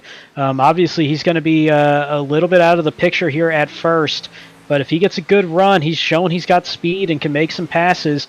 Wouldn't count him out of this possibility of moving his way back into the top 5, of not contending for the win by the end of this thing. Just going to take some work at this point after that little bit of an unfortunate break. Yeah, now that we've got our second caution of the night, I'm kind of wondering, is that going to be the last caution? Because they're just racing harder and harder as we get to within 20 laps to go here shortly. It's very well possible it's not the last one, because now we got 4 guys all surrounding the cut line, 14th, 15th, 16th, and 17th in points, all inside the top 8. There's going to be a whole lot of intensity ramped up here with these final 20 laps on the shootout, basically, around Michigan. It is very possible that there's going to be a lot of aggressiveness out here for this last run. Well, we're going to find out very shortly as Joshua Balliet takes the outside lane on this restart. And so we've seen the inside lane work a little bit better on the very early portions, but if he can maintain that line on the outside going into turns 1 and 2, he might be able to come out of this okay. I think that's a smart call on 2 tires, kind of get the less aggressive turning radius, and you carry a little bit more momentum without having to be full throttle. And that's a good jump there from Balliet in the 7. And he just takes off like a shot. And Austin Reedy's going to try to follow him up on the top side. Gets a little bit of distance on Austin Reedy. And it looks like David Duke is going to be able to pull off that second spot pretty easily here.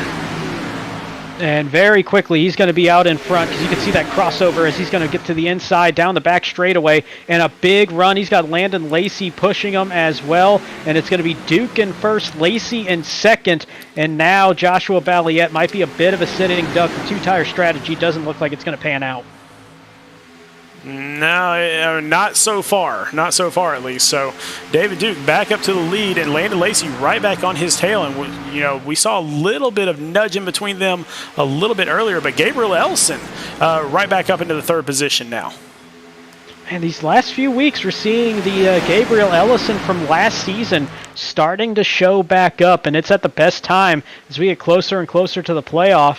As he's gotten back to having clean races, he was a bit of a magnet for trouble early on this season, which was uncharacteristic as he was the cleanest driver in the series last season, but he's putting the results together with that, and Gabriel Ellison starting to get hot at the right time. No surprise seeing him in 3rd, and oh wow, apron racing back there between Tyler Markle and Michael Politis as they came off 4 real low, and that's going to set up 3 wide going into 1. Oh, Michael Politis and Emerson Ardon side by side. You got Joshua Balliet on the outside. Oh, the desperation is real for both Politis and Ardon as they are just outside of that playoff 15, trying to make up as much spot as they can, and they don't want to back down. They can't let off the throttle at this point. And they're still going to be 3 wide, basically, as they go into the turn. Oh, man, just a gaggle of cars back there, as Greg Olenek would say. Yeah, that's the proper use of gaggle of cars for sure, as we got a tight pack out there, and there's nobody that loves this more than David Duke and Austin Reedy. They don't want to see a caution, but they want to see them abuse that stuff and get stuck back there. And now David Duke up to the lead. Gabriel Ellison on the inside as Landon Lacey falls back to 4th position. And I think that's fine. Honestly, you're looking at, if you get a 15-lap run or anything like that, 20 laps in this instance, there's enough to be thinking about the tires at the end of the run, and you can kind of sit back just that little bit, save that little at the end, and just be that much faster and pick off spots at the end of the run, especially if you're sitting in the 4th spot like Landon Lacey is. That's not a bad thing to be a little conservative here on this final 20-lap stint. Gabriel just looking for the right moment. And the question is the right moment now, or is it in 10 laps when maybe the tires are a little bit different? Well, crazy enough, because we talk about how hard it is to pass on the inside, and we're going to see a shot at it here from Gabriel Ellison as he's going to get a good run down the back straightaway. That's what he was waiting on, and he's going to get clear of the 00/78 of David Duke. He's going to slide up in front of him. Let's see if Duke tries the crossover going into 1, or if he's just going to sit back and let it go for a little bit, and he is going to do just that and stick in line. So this line of cars is going to continue to pull away, and the big thing for them, for Reedy and Duke, is that none of the guys threatening for those final 2 spots are in this pack of 8 cars. That's right. And so all they have to do is just stay clean for the next 15 laps, and both of them will make it into those final 2 spots. Well, Gabriel Ellison getting real deep into 3, carrying a lot of momentum there early, but that's going to give a good amount of momentum coming out of the turn for both Duke and Reedy. They're going to pull the rest of that train with them, but not quite enough for David Duke to think about making that dive to the inside. Either just wanting to sit back that little bit and not risk the position that he's in, or just didn't feel like he had enough momentum to make that pass work. Landon Lacey goes down to the inside once again. Now, he's been really a fan of that inside line, even to the point of getting caught down there a few times this race. So we'll see if that pans out. But Gabriel Ellison is still leading the way here.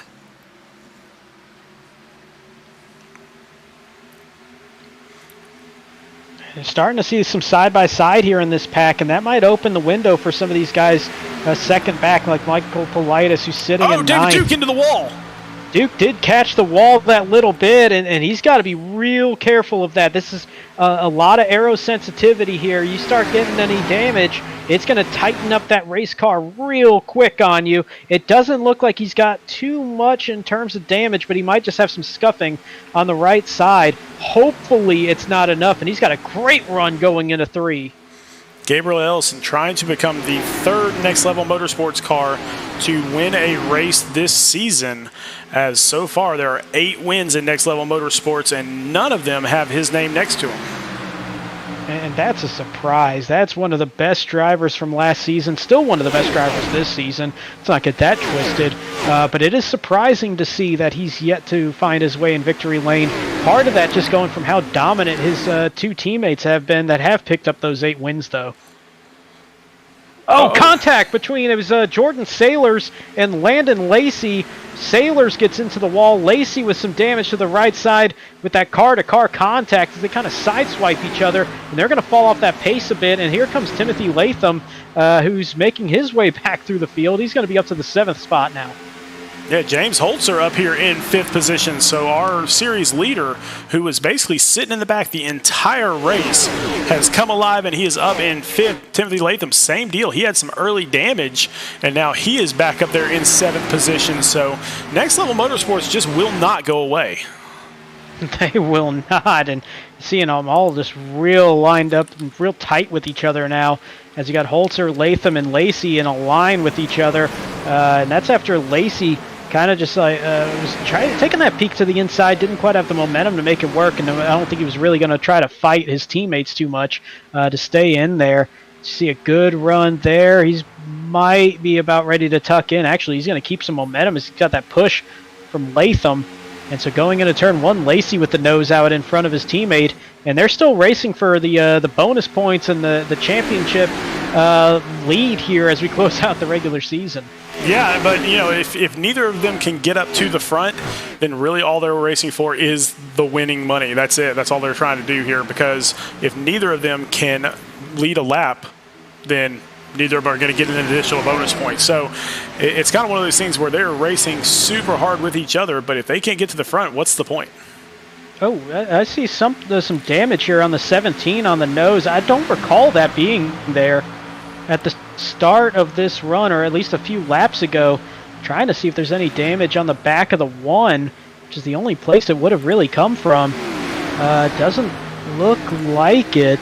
Nope. No, definitely not. So that was some old damage I just didn't notice, actually. I thought that's why Schaefer kind of fell back just that little bit. You could see that gap open up there, but I guess he had that damage, and I just did not catch that up until this moment. It threw me off a bit. Well, we are down to 9 laps to go as Gabriel Ellison tries to regain his form from last season, where he went the entire season without missing a top 10, and he had the fewest incident points of anybody in the series, and it wasn't close. It was amazing. I think there was a 4 or 5 race run in the playoffs while he was still contending for a title that he had 0 incident points every single one of those races. And now we got one. Oh, getting turned, Reese Schaefer around, caution out. And Landon Lacey got hard into his rear end there. So We will check and see exactly how that happened. Ree Schaefer hard into the wall, and that could end his race here tonight. That could end his race, and that could very likely re-enter some guys into the playoff picture here, as we're going to have a final real short shootout. As we go back to a Beer Street Journal rec replay, you got Landon Lacey with a big run on the inside, and see what happens here. Yeah, he thought he was clear, came up and was not clear, and turned that 17 into the inside wall, and that's going to be a hard one to see Ree Schaefer rebounding from tonight with all the damage he's got to the front of that car. Yeah, he just was not clear at all there. And so we will have to see how the admins rule this. But now we're going to get into the scenario of, okay, what do we do? Do we pit or not? Ooh, that's a tough one. And that's a real tough one if you're Gabriel Ellison in terms of the race. Even tougher if you're David Duke and Austin Reedy, because you got to imagine whatever you do, I think the opposite is going to happen for an Emerson Ardon and possibly a Michael Politis as well, because they got to make up some spots here to move back into this picture, and it looks like everybody going to come in. Yeah, I think if whoever the first car Tyler is Markle that comes in, Tyler Markle is going to take a shot here. So with a damaged car, nonetheless. So here we go. Gabriel Ellison, though, like I was saying, I think whoever the first car was, everybody else behind them had to come in because, nobody else would have a chance. But because the first car, the lead car decided to come in with Gabriel Ellison, I think everybody just had the decision made for them. Yeah, that's a very well the case. And honestly, if you're Emerson Ardon, if you're Michael Politis, Max Service, you kind of think, do I take 2 tires? Do I take no tires? And just, what do I got to do that's different to move up some spots? And we see them all gaining big spots. So they, I think, took 2 tires each for Politis, Ardon, and Service, because they all went from outside the top 8 to inside the top 7. Yeah, Dean Brummett took 2 tires. Michael Politis, David Duke took 2 tires. Oh, no, I'm sorry. David Duke, It looks like he took all 4. Emerson Ardon took 2, and Max Service took 2. Big story out of that. Look at who is in 12th now, and it is Austin Reedy sitting in the 12th position, and he's going to be 7 spots behind Michael Politis. And remember how we said bonus points could go a long way? Right now, that race for that final playoff spot would come down to bonus points here in this race. Wow. This has just gotten even more interesting. So a 7-point gap between Reedy and Politis coming into today. It's 7 spots between them. Reedy has led a lap, and that would be the difference at this point. And we've kind of joked about it, but I can tell you 1 point short is not a good feeling at the end of a regular season. And we're close to finding out if somebody might be joining that club of being 1 short. Somebody not thinking about points, though, is out in front, and that's Tyler Markle making the jump up from the Xfinity Series for a 2nd straight week, and he's leading the way as we get to this what might be our final restart with 4 laps to go. Yeah, he's got some damage and old tires. Joshua Balliette also looks like he's got a little bit of damage and some old tires as well. So our top 2 is going to be very, very interesting how this works out. And then after that, Dean Brummett only took 2 tires. Now David Duke in 4th took all 4 tires and fuel. So it looks like David Duke, if all things considered, I think David Duke might be in the catbird seat here. He very well might be. Austin Reedy's the one that's going to be sweating a lot, though. At this point, as aggressive as we saw the racing on that last restart and that last green flag run, anything can happen as we still got 16 drivers all bunched up here. Ree Schaefer's going to have some damage and might be a little bit slow and underpowered. One thing to follow up on, Landon Lacey did get the EOL penalty that we were discussing possibly that showing up. That did show up, so he's going to be restarting in the back of this line. Another thing to talk about here, James Holzer, who was up in 6th place when that all occurred, he's back in 9th, but that's because he took all 4 tires there too. So besides David Duke and Gabriel Ellison, he was the next one to take all 4 tires. So if all things play out here, he might be in line for another top 3. Speaking of top three, the top three all with a tremendous restart. Tyler Markle going to continue to hold the lead. Dean Brummett going to follow him, and he's going to try to peek to the inside. And that window not going to be open for him to crawl through, but he's still going to hold on to that second spot past Joshua Balliet. Now David Duke going to be to the inside, getting a big run. Michael Politis right behind him, and Austin Reedy still sitting in the 12th position. So Politis trying to make a move here. He's going to be stuck in a swarm in the middle, 4 wide. David Duke with all 4 fresh tires. He is going to make the move for the lead, and look who's following him through. James Holzer is going to go up into second place. Dean Brummett going to stick with him. Contact! Holzer around. He's going to save it! Wow, what a save. And he is going to keep that thing going forward, but that is possibly going to end his race as long as this thing stays green. But Dean Brummett up in second position. Gabriel Ellison is in third. Big run for Austin Reedy. And, oh, whoa, I just see something. I'm not sure if this is going to hold. Austin Reedy, black flag, has just been given. Wow. And he's peeling off. Austin Reedy with a drive-through penalty on pit road for a black flag. Not sure what the call was. It might have been on the restart. But, oh my goodness, life for Michael Politis right now in third. David Duke to the outside here as Gabriel Ellison is to the inside. It looks like Dean Brummett, his 2-tire strategy has made him fall all the way back out to 7th position as people are trying to work their way around him. But David Duke leading this thing as we're about to come to the white flag. White flag would be the final flag that we'll see short of the checker if they take it. A caution comes out here. We'd have another shootout finish with overtime, but they will take the white. David Duke out in front ahead of Gabriel Ellison. And now it's just a question of when Gabriel Ellison makes his move. Is it in this turn? Nope, he's going to hold off. He's going to try to get a good run down the backstretch. Yeah, he's going to open up that little gap, try to get as much of a run as he can and make a big dive no matter what line David Duke's going to take. It's going to be the other line for Gabriel Ellison. Ellison going to go high, Duke going to go low. Latham going to make a huge run into 3 on the inside. And Latham, oh, it looks like he almost tapped David Duke there, and he does. And now David Duke goes around. Timothy Latham is going to win this race. Latham's going to win. It's going to be Landon Lacey second, Michael Politis third, Emerson Ardon fourth. And where is Duke and Reedy? Where are they going to play out? 6th place. David Duke 6th place, and Austin Reedy looks like he will end up in 17th after all is said and done. Oh wow. My goodness. What an insane finish. And that is just going to wreak havoc on the points. And we'll try to get those updated as we get into the interview portion of this broadcast. But Landon Lacey giving the nice little tap there to Timothy Latham as Timothy wins for the first time this season. Kind of shocking that it's only his first win this season. He was so dominant last season. And so he is going to take a well-deserved donuts here in the infield. Well, we spent a lot of time in this race looking at Gabriel Ellison sitting in a strong spot of being the third next-level driver to pick up a win.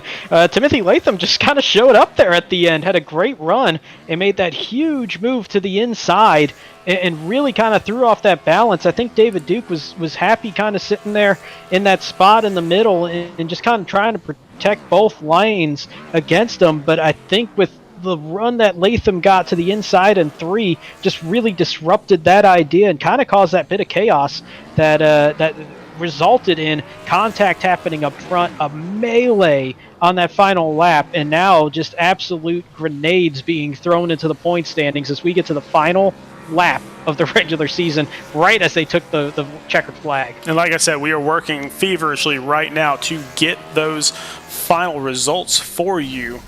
But let's do this. Let's go back. Let's take a look at that checkered flag one more time because that was an amazing checkered flag. So one more Beer Street Journal Rick replay here in the regular season. And as always, please drink responsibly. And you see that there, I'm not sure if that was contact or net code that happened, but David Duke just got shot to the outside, and when he did that, Gabriel Ellison was there, so we'll take a better look at it here.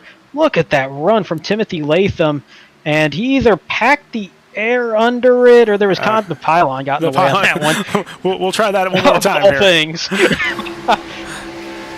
So here we go. We'll get a good look at it here, and you can see how close they get.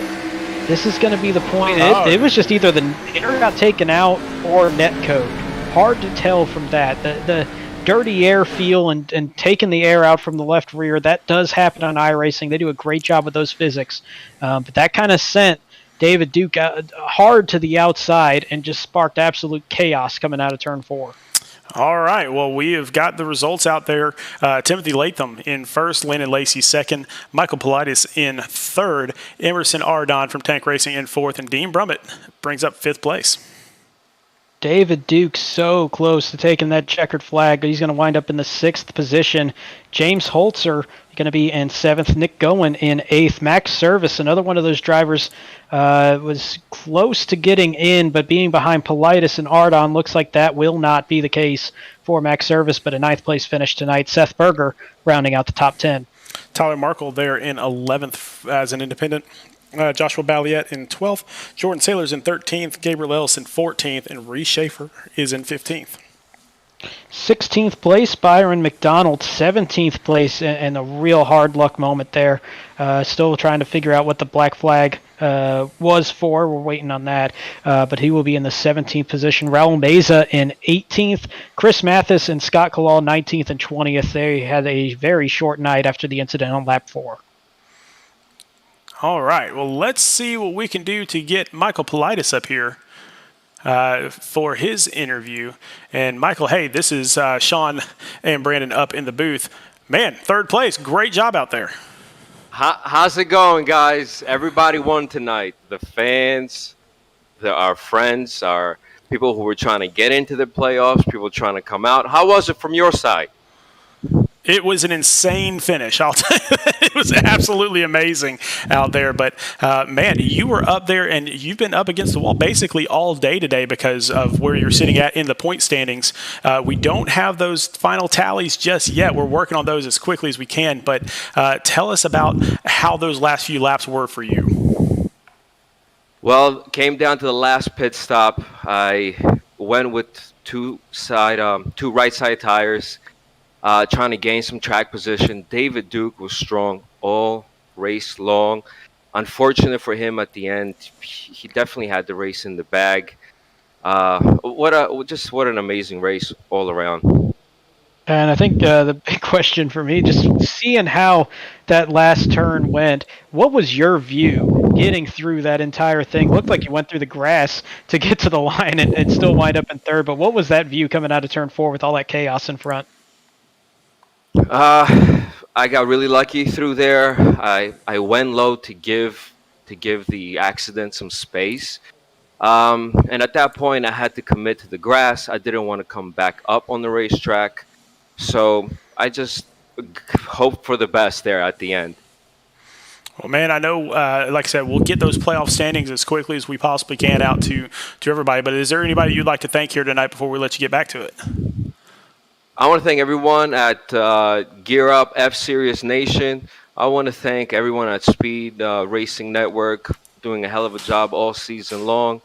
I want to thank other sponsors like Gabriel Sports Car, Midnight Express Mechanical, Baron Auto, just everyone, friends, family watching. Thank you so much.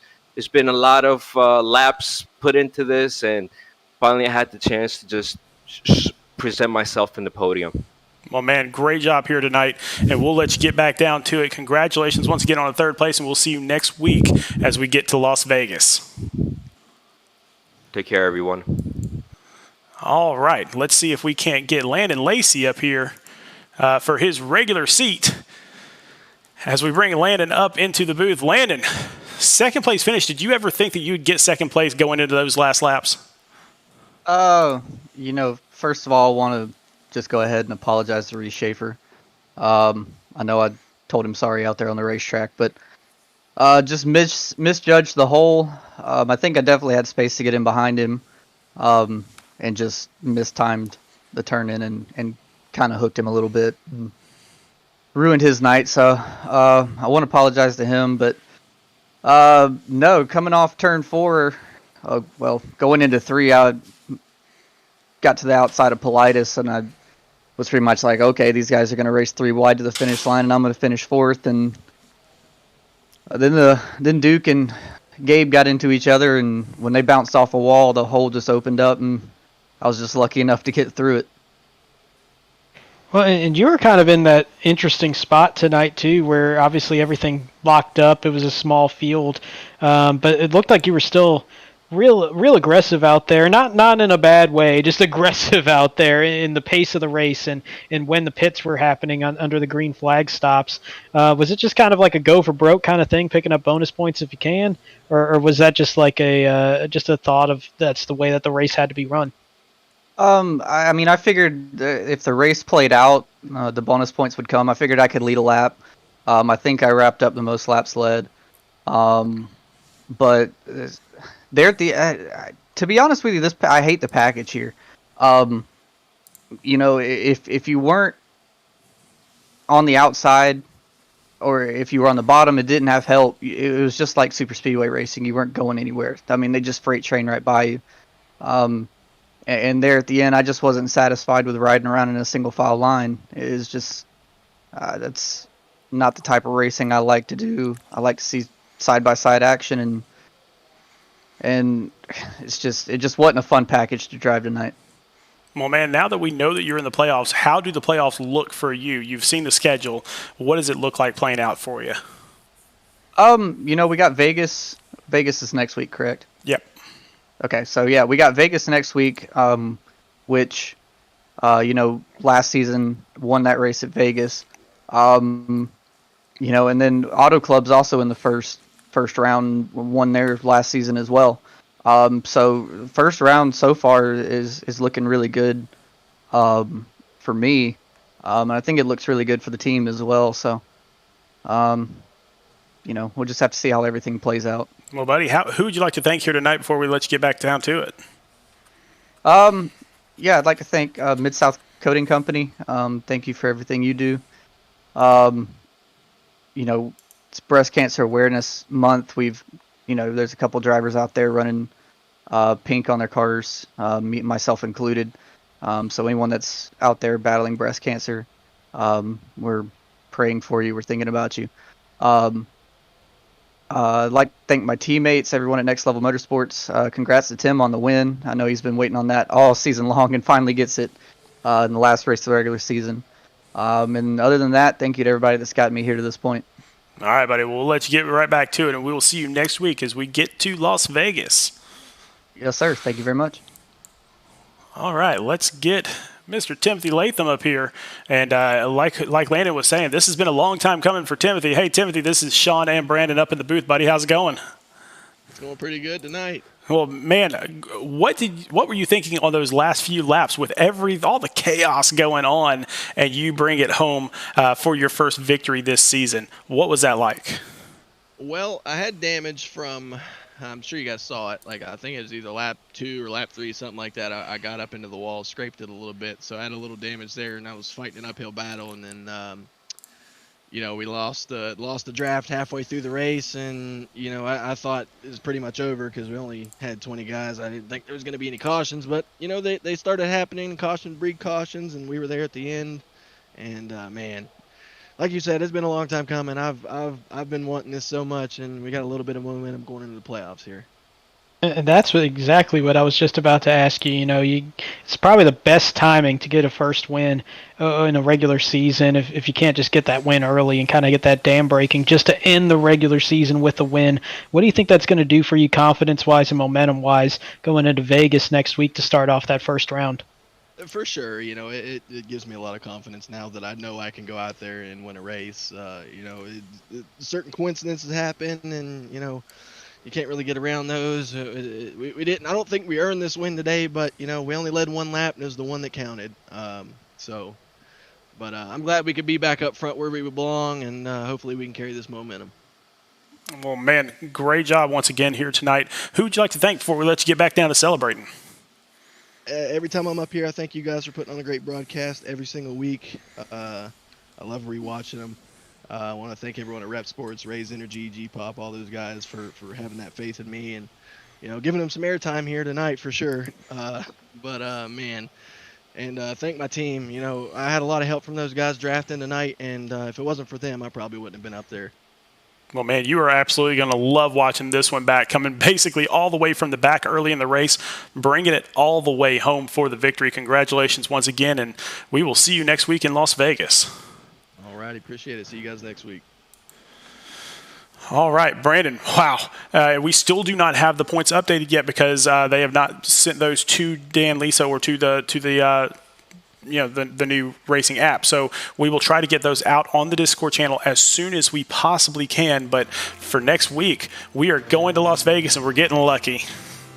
Yeah, and there's going to be some drivers that are going to be getting real lucky. One in particular, because, oh, by the way, we didn't really mention it a whole lot because of the excitement of that race. There's still one driver left to get added into that playoff with the playoff lucky dog, a top non-playoff driver in that race. That's a series regular, going to get added to the mix in that 16th spot. So not only are we starting the playoffs, we're going to have a whole other type of playoff going on in the last chance qualifier. Yeah, it is going to be an absolutely amazing race next week, October 17th at 8 p.m. But our very next race is there at Las Vegas for the Truck Series. They're their number 13 week. That's their cutoff week because of the entire iRacing glitch a few weeks ago. And so they will be fighting for their playoff spots as we head to Las Vegas, and some of them are going to need to get lucky. Yeah, we saw some intense racing from the truckers on Wednesday night when they were at Michigan, and it's just going to get more intense at Vegas. You can kind of spread out at Michigan. Vegas is going to be a lot tighter, and I think there's going to be even more action than we saw on Wednesday at Michigan coming up on Wednesday at Vegas this coming week, especially with what's on the line. Still plenty of spots available for the playoff 15. Well, once again, thank you to everybody that watches every single week. Thank you to everybody that helps us put on this show, especially to the driver sponsors, the admins, everybody here. Thank you to you, Brandon, for always being here as well. But for right now, we're going to let everybody get back to their Sunday evening. Good night and go faster.